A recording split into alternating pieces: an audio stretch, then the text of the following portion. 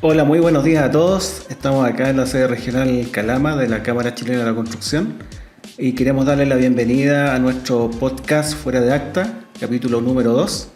Soy Roberto Herrera y me acompaña el día de hoy mi amigo Arturo Yuri.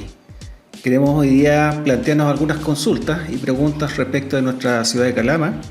Y me gustaría Arturo que pudieras también presentarte y que le diéramos alguna perspectiva, alguna respuesta también a la pregunta: ¿Calama es una ciudad para trabajar o realmente es una ciudad para vivir? ¿Qué te parece? Hola Roberto, buenos días a todos también. El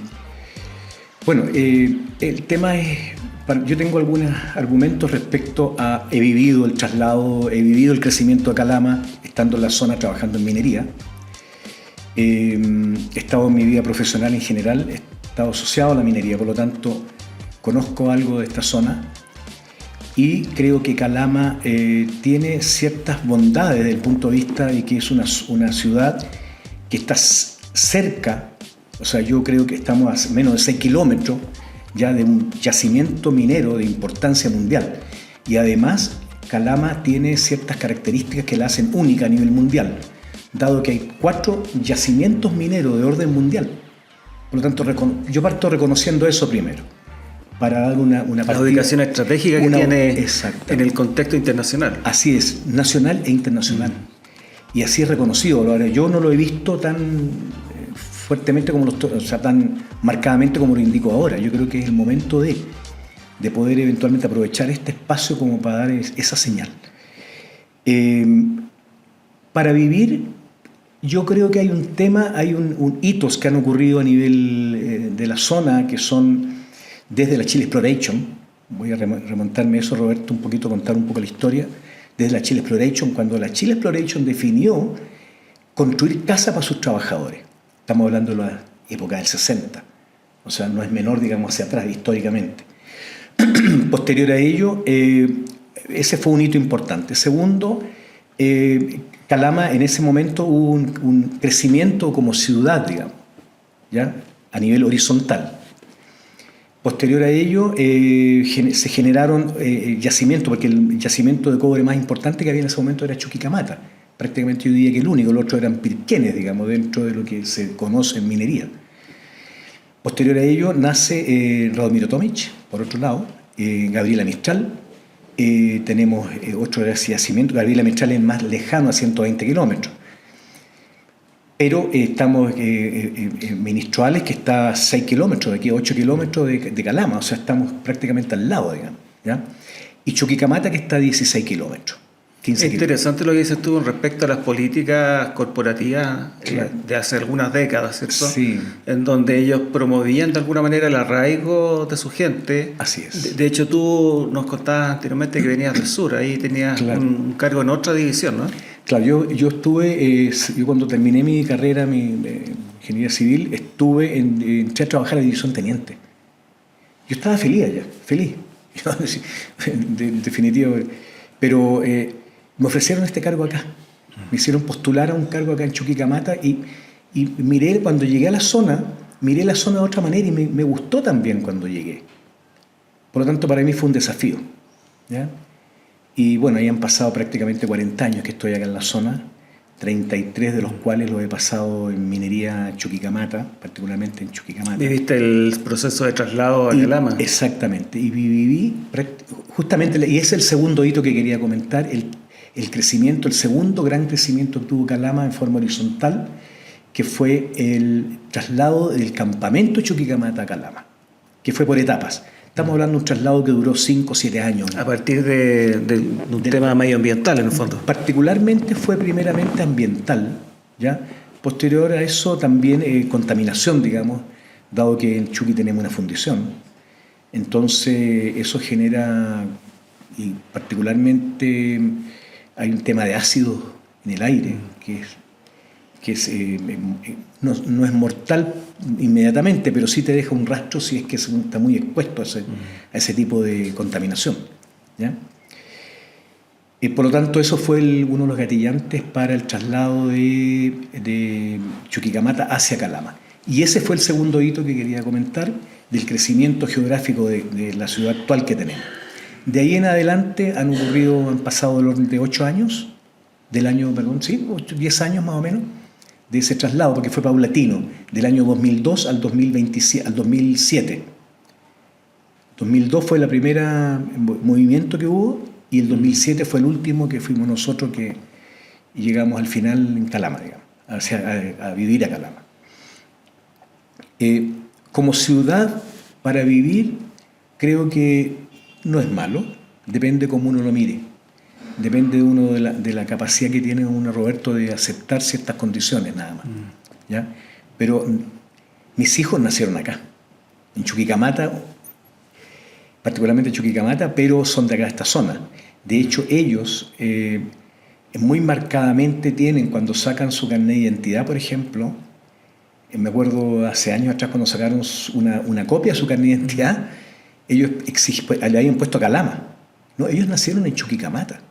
Y ellos y se definen así, o sea, ellos son defensores de su zona, de su tierra, digamos, donde nacieron. Es interesante cuando tú mencionas el tema de, volviendo un poco atrás, respecto de cuáles eran los factores que podían atraerte. Tú estabas en Teniente, ¿cierto? Sí. Y llegaste acá ya, por ejemplo, con una oferta de una casa para poder habitarla. Claro. Entonces ya te genera un enganche, un vínculo que te arraiga de alguna manera al territorio. Claro. Y si lo ponemos en contrapunto con lo que actualmente tenemos, que son los sistemas de turnos, por ejemplo, Claro. en donde las personas no necesariamente tienen que habitar acá, basta con que estén 10 o 14 días trabajando en un sistema cerrado, como podrían ser un campamento minero, o semicerrado, en virtud de que puedan alojar acá en la ciudad, pero llegando a una hora que es tarde, ¿cierto? Se van de madrugada. Correcto. Y no hay mayormente una interacción acá. Más que nada es el aeropuerto, el turno y de nuevo el aeropuerto. Al aeropuerto, exactamente. Justamente eso, y buen alcance, Roberto, porque sabes tú que eso generó, por ejemplo, nosotros teníamos turno 5x2. Yo entré a trabajar acá 5x2, o sea, de lunes a viernes. Ese era el tema, ¿verdad? Entonces eso genera arraigo. Eso genera una tremenda... O sea, la única manera de trabajar un 5x2 en una zona como esta es viviendo acá o en Calama. No hay otra forma. No hay otra manera. Uno podía viajar todos los días o día por medio, o estar 2 días fuera y volver acá, digamos. Entonces, pero ocurrieron varios gobiernos hacia atrás, digamos, algunas definiciones respecto al sistema de turno. Yo viví el 10x4. Un sistema de turno que era después un 6x6, que era un turno que se movía, ¿ya? Que era movible, o sea, partías un día lunes y terminabas un día viernes, digamos, cambiando turno. Y finalmente se adoptó el 7x7. Y el 7x7, una de las características que tiene, que no te genera arraigo. No. Tú puedes decir, yo voy a trabajar a Calama, pero difícilmente podrías decir, yo vivo allá. Claro. Porque los 7 días que estás acá, claro, ni siquiera, eventualmente podrías ni siquiera pasar por la ciudad. No, para nada. Sí, simple, de hecho, tú llegas al aeropuerto y llegas a tu hotel donde tú te defines. O el campamento minero. O el campamento minero, en el punto 1, por ejemplo, en el caso de Radomiro Tomic. En el punto 1 ellos tienen un campamento donde tienen un hotel. Y ese hotel hoy día es compartido y está siendo compartido, tengo entendido, con gente que trabaja en la minería subterránea. ¿Ya? Que también fue un tema... Este tema de los turnos fue gatillado por temas de productividad. ¿Qué te parece a ti? Mira, yo creo que fue básicamente por tema de productividad, por un lado, atractivo para otro lado en términos de traer gente. Lo que pasa es que en esos años habían proyectos estructurales muy potentes en términos de consumo de mano de obra. Y en la zona no había más mano de obra en la que había, digamos. Y esos proyectos que son de alguna manera más a largo plazo te generan un horizonte, ¿cierto?, de estabilidad para la persona que acepte trabajar en ellos. Sí, correcto. Por ejemplo, te pongo el mismo ejemplo que acabo de comentar, que el Chuqui Subterráneo. Yo estuve en el proyecto mismo como proyecto y posterior a ello en la producción, digamos, en la primera fase de la producción. Y un proyecto que en su fase de ingeniería duró 12 años.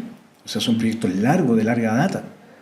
Mucha ingeniería, mucha información, Entonces ahí se van probando sistemas, digamos, que sean más productivos para ambos lados. Uno, atractivo para las personas que vienen de afuera, Y segundo, que sean también atractivos para la empresa, digamos, en este caso el dueño del negocio.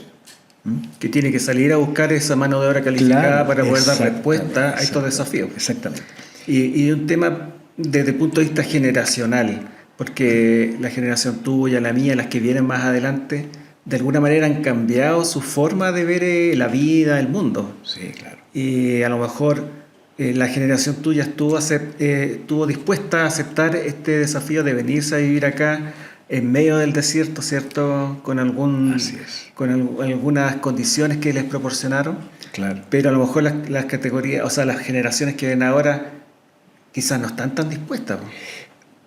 O sea, claro, hoy día yo creo que como tú bien lo planteas, Roberto, yo creo que las generaciones hoy día no están pensando en arraigarse.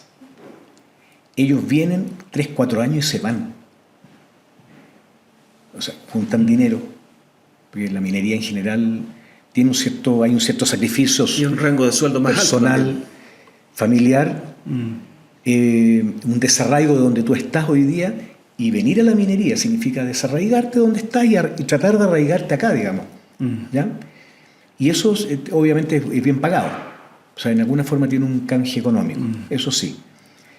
Pero tiene un cierto sacrificio que tienes que dejar. Yo tuve que dejar a todos mis amigos, mi amistad, mi familia para llegar acá, digamos. Claro. ¿Ya? Entonces un sacrificio por medio que, de alguna forma, bueno, la parte económica... Hoy día los intereses son un poco distintos. Hoy día la gente joven... Hoy día podríamos hablar de ciudadanos del mundo, más que nada. Claro, ellos trabajan 2, 3 años, juntan dinero y se van. Claro. Se van a Estados Unidos, se van a Europa, se van a recorrer y vuelven después, a lo mejor, si es que tienen... Y lo más probable que afuera se arraiguen en otro lado, digamos.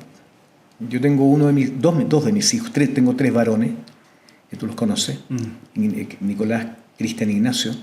De hecho, Nicolás vive en Noruega. Él es arquitecto y que nos ha proporcionado charlas acá en la Cámara. Claro, efectivamente. Y él también quiere seguir dando charlas a nivel de colegio en Calama.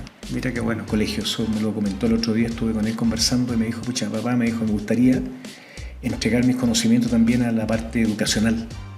Qué bueno, ojalá más personas pensaran también en poder retribuir a la tierra que los vio nacer. Claro, pues Cristian está, que también lo conoces tú, el del medio, que está en Canadá. ¿Ya? Él vive en Canadá y se fue hace ya, va a cumplir 5 años. Entonces, es interesante, Roberto, las preguntas que tú me has hecho, porque en alguna forma yo he vivido los cambios de Calama y Calama es lo que tenemos hoy día. Interesante, tiene mucho atractivo turístico Calama. Yo creo que falta un poco eso, potencial, atajar a los turistas que vienen bajando del avión y mostrarles el Calama que queremos mostrarles para generar un cierto, que se queden un par de días nada más. Que lo hemos conversado en los comités. Lo hemos conversado. Y por lo menos dejar una noche en Calama ya sería distinto para el desarrollo. Darle algún beneficio, que el gobierno regional dé un paso adelante en tema turístico. Y que no todos se vayan para San Pedro. Teniendo tan cerca un polo turístico como San Pedro de Atacama. Al otro día que se vayan, pero que se queden acá y conozcan. Y, oye, yo creo que sería no es mala idea. Aportaría gran valor, sí. Valor, si eso es. Y ser más conocido en el mundo, digamos. Claro. Porque, ¿por qué conoces Chile tú hoy día? Turísticamente está las Torres del Paine, San Pedro de Atacama. Y Rapa Nui. Y punto. Esos son los 3 puntos. Por eso es conocido Chile.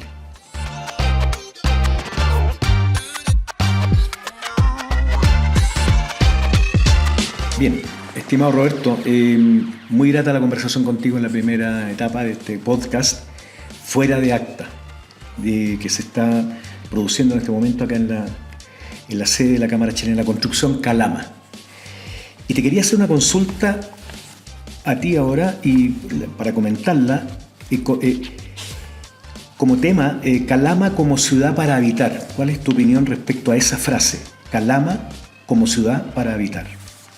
Bueno, en lo personal, ¿cierto? Desde el punto de vista de una familia que pudiera ser una familia promedio, sin lugar a dudas, ¿cierto? Uno de los principales elementos para poder, como podríamos decir, vivir bien en Calama, va a ser tener una cierta holgura económica, ¿cierto? Que tú puedas tener una cierta formación, que te dé acceso a unos ciertos cargos que te puedan permitir dentro del encadenamiento productivo tener tu estabilidad económica.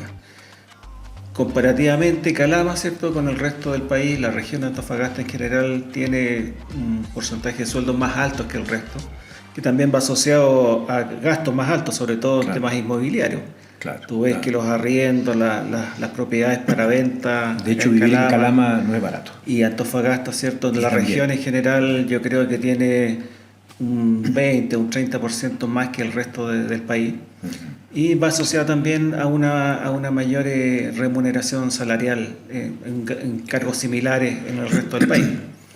Eso por un lado, ¿cierto? Y a nivel de infraestructura de la ciudad, yo diría, ¿cierto?, que hay un cierto déficit en cuanto a espacios de esparcimiento, una oferta de cultura que sea un poco más variada, ¿cierto?, que llegue a todos los sectores de nuestra ciudad, ¿cierto?, de Grecia para arriba y de Grecia para abajo, como decimos muchas veces, en donde muchas veces la oferta cultural no es tan contundente o no llega, ¿cierto?, a aquellos espacios socioeconómicos más desfavoridos. Entonces, por ese lado yo creo que estamos un poco al debe y que a lo mejor como liderazgos de alguna manera gremiales, municipales, ¿cierto?, de la gobernación, de la delegación provincial también podríamos hacer esfuerzos para tener objetivos en común. Yo entiendo que están los clústeres de energía, el clúster minero, está Proloa también, que son actores sociales que contribuyen sin duda, ¿cierto?, dentro de los stakeholders más relevantes de la región. Está nuestro vecino, ¿cierto?, Codelco, claro, y otras mineras privadas que, si bien es cierto, invierten en nuestra ciudad, han invertido ahí en la salida norte, ¿cierto?, en áreas verdes, pero yo creo que el trabajo por hacer nos presenta un desafío de mayor envergadura para lo que debería ser nuestra ciudad, para las expectativas que nosotros nos generamos, sí, y para lo que actualmente tenemos, que no creo que se cumpla aún. Fíjate que lo que tú comentas es una realidad, Roberto, porque en particularmente lo que tú comentaste respecto a las áreas verdes. La minería en general, en la cual nos acompañan en la ciudad de Calama, han puesto áreas verdes. ¿Y sabes dónde ha fallado? En la mantención. Yo te regalo 1000 árboles, te los planto, te dejo listo, con sistema de regadío. Al otro día se roban las mangueras, se roban todo. Y ahí nos lleva el tema de la seguridad. Entonces, el tema de la seguridad, de la mantención del área verde, y finalmente se seca todo de nuevo. Volvemos de nuevo. Por eso que yo creo que hay un tema también ahí que es interesante lo que tú planteas. Entonces, este encadenamiento de alguna manera está cojo porque finalmente a lo mejor no hay una unidad técnica, una junta de vecinos, alguien que reciba formalmente este aporte de la ciudad que hacen las mineras. Claro. Y se haga responsable de mantenerlo. O sea, queda como en el aire un claro, poco. A lo mejor fíjate... O a lo mejor sí lo hay y no es capaz de... A lo mejor la junta de vecinos, fíjate, funciona mejor que el gobierno local, entre comillas, o los que tengan que ver, las organizaciones que tengan que ver con esto, para mantener una ciudad limpia y verde, lo más verde posible. Pues si tenemos verde tan cercano, ponte tú, San Pedro Atacama, ¿qué diferencia tenemos? A lo mejor de suelo no creo que haya mucho. Yo creo que la diferencia está en que las personas que habitan la zona se preocupan, y las organizaciones particularmente. Y va de la mano con lo que comentabas tú recién, que se roban las cosas. Claro. Entonces, el tema de la seguridad, si bien es cierto, es transversal a todas las regiones del país, ¿cierto? Claro. Y estamos con niveles preocupantes de criminalidad. Uno podrá discutir todos los diagnósticos, ¿cierto?, de por qué llegamos a esta situación. Pero hay un elemento en nuestra ciudad que es relevante. Yo creo que si tú vas a la zona poniente de la ciudad, hay muchas tomas también. Y ahí hay un crecimiento descontrolado absolutamente de quién está ahí, con qué intenciones están ahí también. Se han hecho avances. Si tú ves la toma que está en Freibón, ¿cierto? Claro. Ahora tú visitas ese lugar y son villas de departamentos hermosos. Claro. Y todo esto ha ido cambiando, pero se han ido desplazando. Entonces ahí hay una falta de control de alguna autoridad, ya sea nacional o regional. Exacto, ahí a lo mejor falta esa mirada más estratégica de los gobiernos locales que han pasado por acá. Si esto no es de ahora, Esto no es culpar a nadie, sino que esto es una cuestión estructural de esta zona. ¿Ya? Ahora, ¿la minería se pone? Sí, se pone. Me consta de ello que la minería aporta a la mantención de una ciudad porque ellos son parte de. Es como la minería tiene un dicho, en cual todo proyecto minero de conocimiento, digamos, que la minería paga el derecho a operar. O sea, la minería opera siempre y cuando en donde yo voy a desarrollar las operaciones, la ciudad, la gente, digamos, esté conforme. ¿Y cómo está conforme? La famosa licencia para operar. Licencia para operar, exactamente. Entonces, ese es el concepto, que yo creo que no está internalizado. Está escrito. Yo mismo lo escribí en el proyecto Chuque Subterráneo. ¿Ya? Te fijas, quedó escrito eso, pero los gobiernos locales no lo han internalizado, yo creo. O tomar una estrategia de largo plazo, que sea independiente de los gobiernos de turno, ¿cierto? Claro. Pero que tome estos aspectos de seguridad, que sea como una política permanente, ¿cierto? Con una estrategia de implementación que aborde estos crecimientos descontrolados. Así que de alguna manera apuntan a una mayor inseguridad de la población en Calama. O sea, tú escuchas a un calameño antiguo y te decía, antes no era así. Claro. Antes uno salía tranquilo al centro. Exactamente, así es. Entonces, eso de alguna manera apunta a bajar la calidad de vida, ¿cierto? Al poder vivir bien en la ciudad. Y de la mano con lo que decíamos también al principio, con la oferta cultural o la oferta deportiva, ¿cierto? Y los espacios que se requieren, la infraestructura que se requiere para acoger estas actividades. Por ejemplo, recuerdo, Roberto, no sé si lo recuerdas tú también, de este famoso estadio techado que se pensaba hacer justamente para hacer deporte, no para jugar fútbol. A lo mejor puede ser también, digamos. Ya porque tenemos el estadio local, digamos, de Zorros del Desierto. Zorro del Desierto. Pero me refiero, ponte tú, a pistas de atletismo, por ejemplo, en donde tú puedes hacer deporte de ese tipo. Y hay mucha gente que le encanta la pista esta roja que hay, no sé, pero está media quemada, tengo entendido, por la radiación solar. Entonces no hay una protección más allá. Estamos esperando que cambien la pista, digamos. Y cambiar esa pista no es barata, digamos. Entonces ahí falta, como te digo, el tema de la estrategia que tú planteas o que comentas en términos de poder generar políticas que sean permanentes en el tiempo, independiente del gobierno local que pase. Da lo mismo, aquí no estamos hablando de eso, estamos hablando justamente del bienestar de la gente que vive en Calama y cómo poder hacerlo, cómo poder hacer una ciudad más habitable. ¿De acuerdo? Porque tú de alguna manera estás pagando un precio por vivir acá, pues no cualquiera se viene a vivir acá. Exactamente, uno paga un precio. Entonces, no es duro muchas veces, ¿cierto?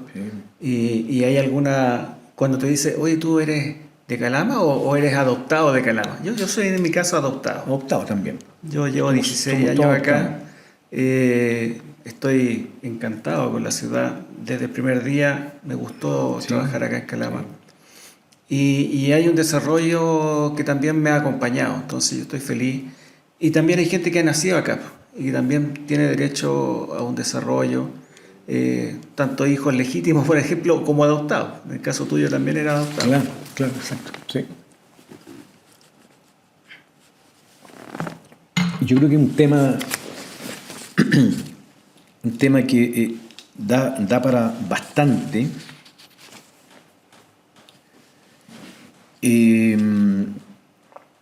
¿Tú crees que falta inversión en esto lo que estamos conversando, Roberto?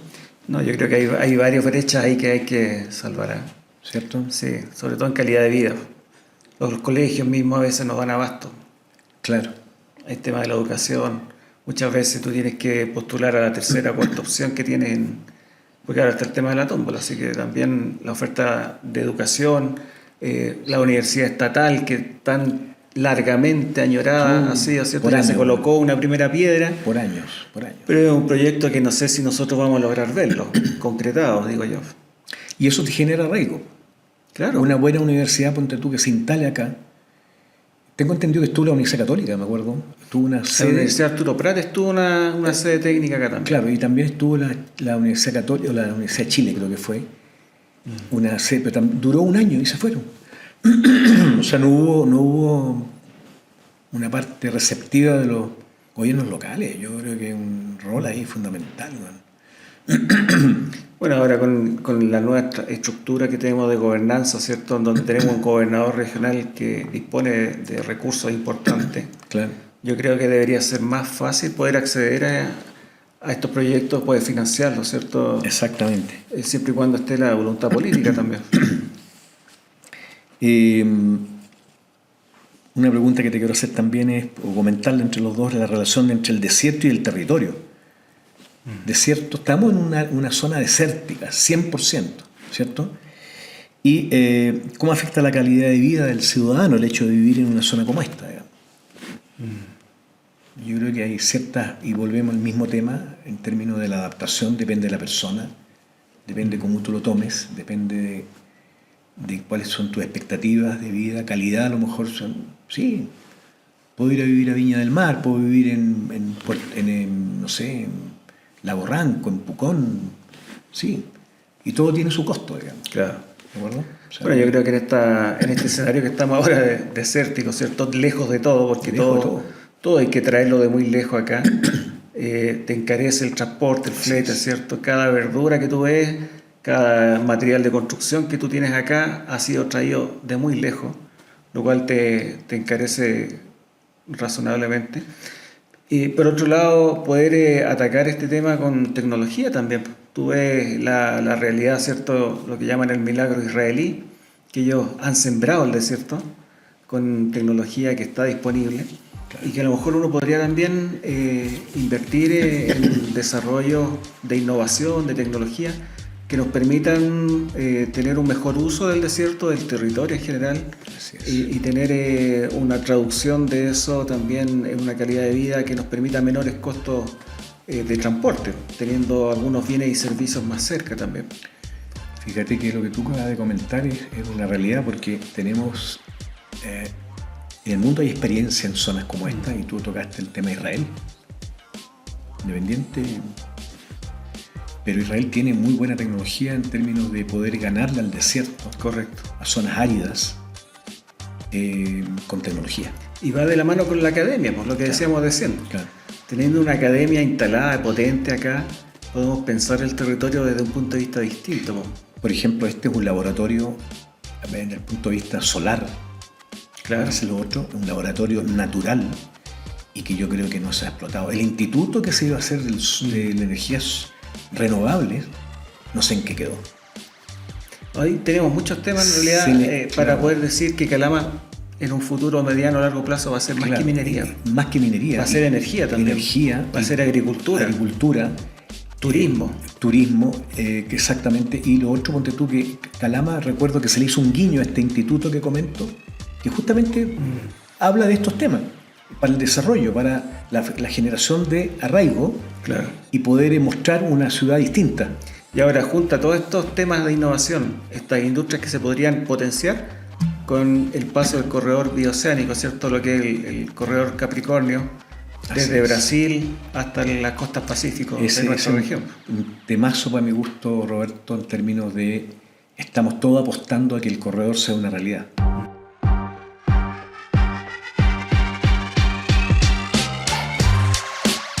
En cuanto al futuro de Calama, estimado Arturo, nosotros ahora tenemos una perspectiva, ¿cierto?, de algunos proyectos o megaproyectos que podríamos nombrar, ¿cierto?, como es el corredor bioceánico que va a unir el Atlántico con la costa Pacífico y pasando por nuestra ciudad de Calama, ¿cierto?, que es un tema importante que podría potenciar, revitalizar o desarrollar algunos aspectos económicos en nuestra ciudad, ¿cierto? ¿Tú crees que esa oportunidad, esa alternativa es cierta para nuestra ciudad?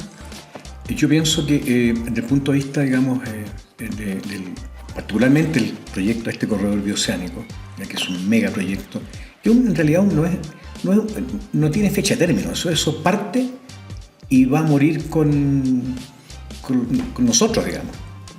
Pero es un punto de desarrollo importante, desde el punto de vista de tecnología, infraestructura, infraestructura portuaria, porque si tú te das cuenta, si miramos hacia la costa, tenemos 4 puertos. Y los 4 puertos, con la cantidad que uno podría mover de alimento, porque es un corredor alimentario, ¿ya?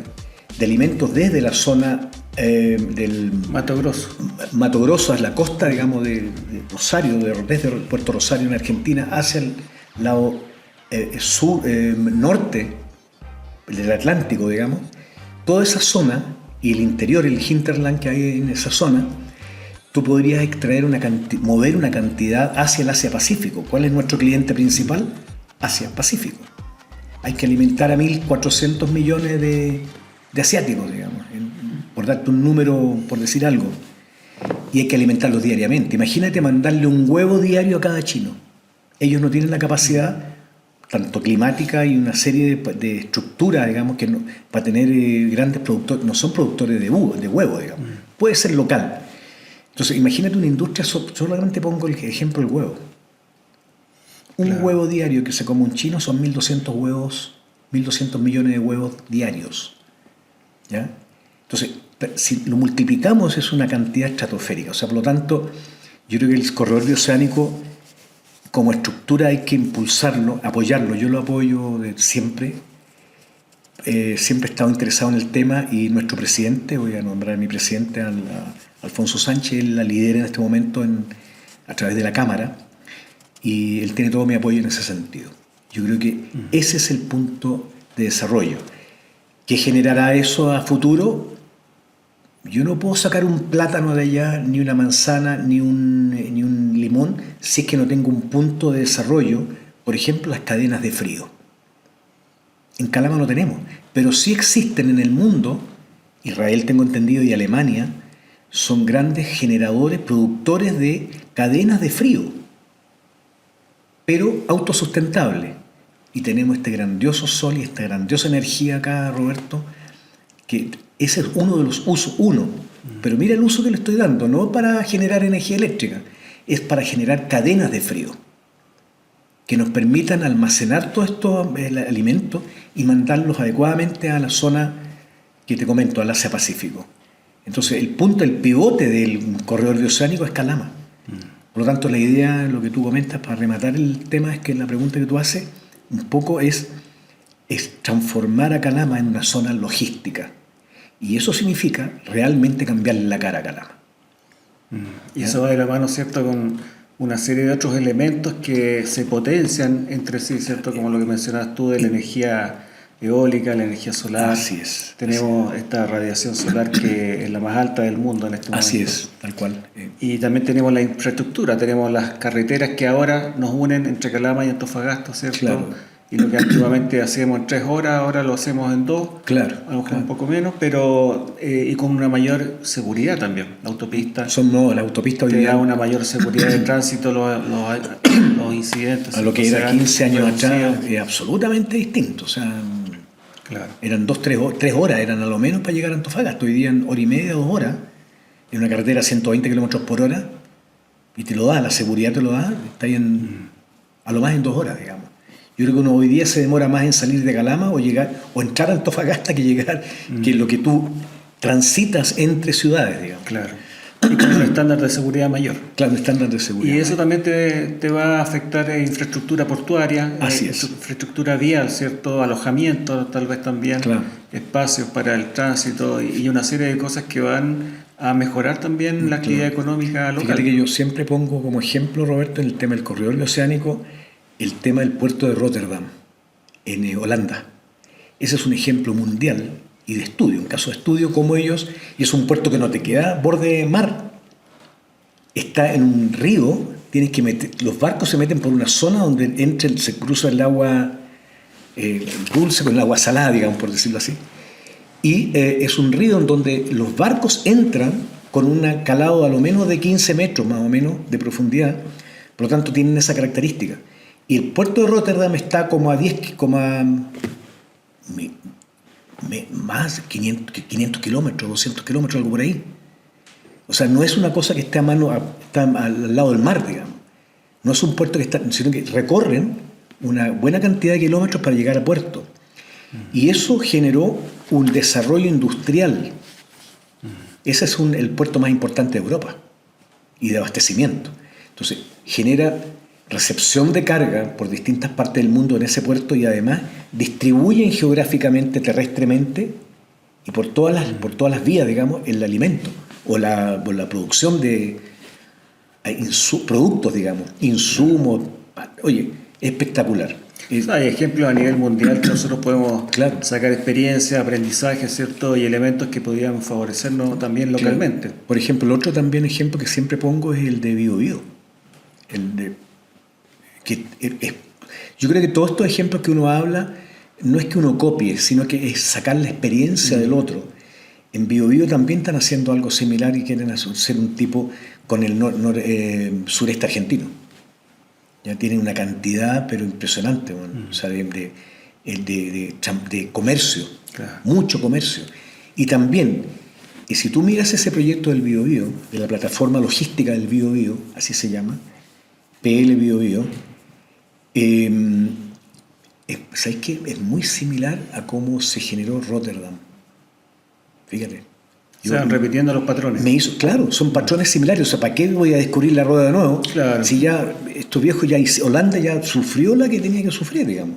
Claro. Promover la integración, ¿cierto? Con los controles adecuados. Exacto. Que Y nos en benefician a 20 todos. años Holanda se fue.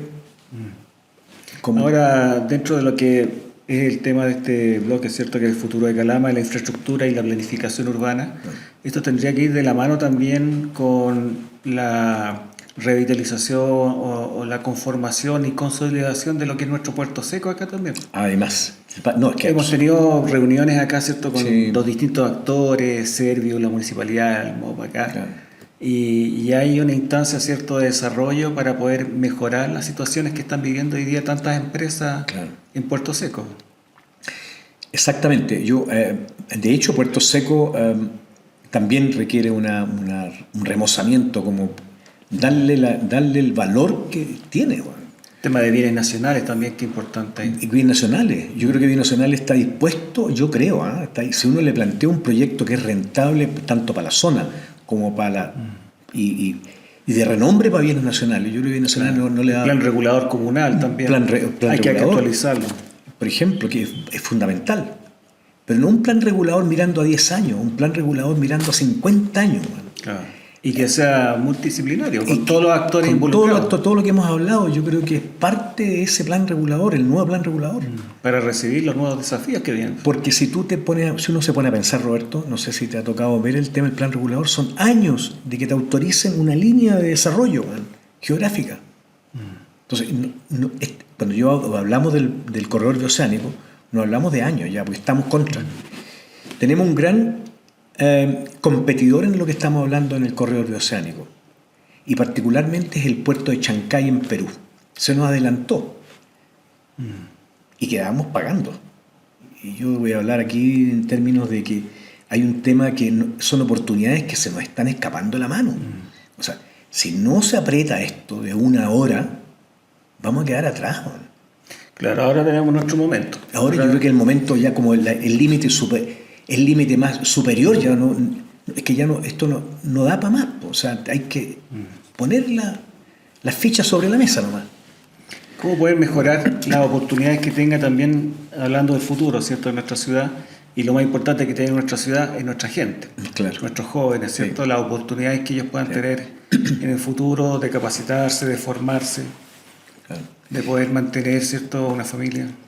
Fíjate que es un tema porque yo creo que pasa por el tema económico, Roberto. Yo creo que tenemos la industria, lo comentábamos al principio de la reunión, Calama es el centro neurálgico de la minería del cobre, litio y molibdeno. Desde el punto de vista de las mineras que generan esto y la zona en donde estamos, digamos. Por lo tanto, yo creo que falta, la pregunta que tú me haces, eso es tratar de buscar el financiamiento. ¿Qué oportunidades les damos a las nuevas generaciones? Exactamente. Entonces yo creo que es un tema sino que de cómo financiamos eso para llegar a lo que tú comentas, Roberto. Claro. A ese nivel que yo creo que Calama se lo merece. Yo creo que Calama se merece tener un estándar distinto. Y los medios están, y nos están mirando. Ahí están. Hay una serie de oportunidades que se están dando. Exactamente. Hay que materializarlas, captarlas, ¿cierto? Y poder implementarlas. Fíjate que no sé si es el momento de comentar, lo comentábamos fuera de cámara, el tema del cubo del tiempo. Años atrás yo fui presidente por varios periodos del Colegio de Ingenieros acá en Calama, que desapareció por otros motivos, digamos. Y a través del Colegio de Ingenieros quisimos hacer un aporte a la ciudad de Calama. Y fuera, la salida del Parque El Loa, hay un cubo que gira. Ese cubo son cuatro caras, la cual una apuesta al futuro de Calama en ese momento, que fue el año 2010, a 25 años. ¿Cómo iba a ser Calama a 25 años? Eran 4 preguntas. Y fueron preguntas escritas y la gente las respondió. Tanto físico como por correo electrónico. O sea, no fue una cosa tampoco así al voleo, sino que el registro está. Esa respuesta está en los cubos. A 25 años, ¿cómo usted ve Calama? A 50 años, ¿cómo usted ve Calama? ¿Cómo se imagina Calama? El Calama de ese momento a 50 años, a 75 y a 100 años. Son 4 caras. Y se almacenaron las respuestas que se dieron a 25, 50, 75 y 100 años. Las respuestas que hicieron distintas comunidades, la misma municipalidad, las autoridades que tenían. Aquí se hizo partícipe a toda la comuna de Calama y a todas las zonas aledañas, desde San Pedro a Atacama. Y todas las comunidades menores, cómo veían Calama. Y ahí quedaron plasmadas una serie de ideas, digamos. O sea, los habitantes del futuro de Calama van a tener una perspectiva más bien, claro, o sea, podríamos decir histórica, ¿cierto? Claro. De lo que eran nuestros anhelos, lo que era nuestra esperanza, claro, lo que podíamos tener nosotros como oportunidades en este momento. Así es, o como se pensaba el año 2010-12 fue el futuro 25 años, nada más que 25 años, que ya cuesta. Pero la gente respondió a 50, 75 y 100. No, y además que ahora tiene un elemento clave, que es la vertiginosidad con la que cambia el mundo. Claro. Que antiguamente dentro de un siglo podían haber pocos cambios, pero ahora en 10 años tú podrías pensar un mundo totalmente distinto. Absolutamente distinto tecnológicamente, ponte tú, de hecho así quedó también plasmado en algunas respuestas de este tema. El tema del corredor también quedó ahí, está ahí almacenado. La industria minera también, otras respuestas que fueron un poco más extremas quizás, pero Calama de aquí a 100 años va a seguir siendo la chequera de Chile. Bueno, respuestas de ese tipo. Bueno, y si nos proyectamos a 200 años, de alguna manera van a poder leer, mira, antes la minería lo era todo. Claro. Pero ahora tenemos la industria de la energía renovable no convencional, tenemos la agricultura, tenemos la implementación de nuevas tecnologías. Así es. Ojalá pudieran decir eso los habitantes en 200 años más. Claro, ahora el mensaje, digamos, también es que una de las caras se abre el año 2035, la primera cara. Ahí completamos los 25 primeros. Qué interesante. Bueno, para ir cerrando, ¿cierto?, este último bloque, quiero agradecer la oportunidad que nos ha dado la Cámara para poder participar en este podcast y poder haber tocado algunos temas que son relevantes también para nuestra ciudad. Exacto. Gracias, Roberto. Igual también a toda la comunidad que nos va a observar, nos va a escuchar. También se aceptan las opiniones de ellos. En algún momento aquí se ha hablado de lo que es Calama hoy. Y hemos tratado de relatar con Roberto lo que fue antes y lo que es hoy, para ver la diferencia. Y cuáles son los grandes proyectos que, tanto en tecnología, en las personas, en la infraestructura de Calama, en el corredor bioceánico, y volvemos lo mismo, pero hoy día tiene que salir adelante. Y eso es el mensaje que las autoridades que tienen que tomar las decisiones puedan mirar esto como una oportunidad, no como desafío. Yo creo que está el desafío ahí vivo, pero es una oportunidad tremenda. Correcto. Bueno, los invitamos también a seguir viendo los próximos capítulos del podcast Fuera de Acta. que van a estar siendo compartidos a través del canal de la Cámara Chilena de la Construcción. Muchas gracias. Gracias, igual también, Roberto.